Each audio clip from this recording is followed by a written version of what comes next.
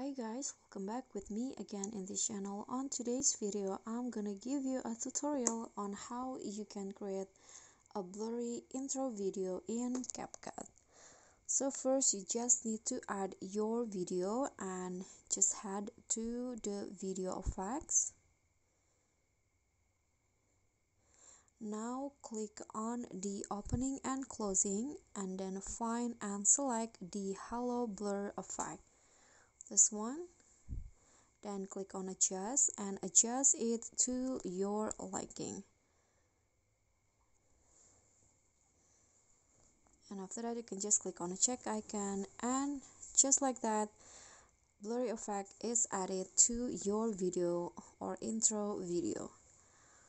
Okay, so that's all from me. Thank you guys so much for watching. Please don't forget to subscribe, like this video, comment, and also click on the thanks button below. Thank you.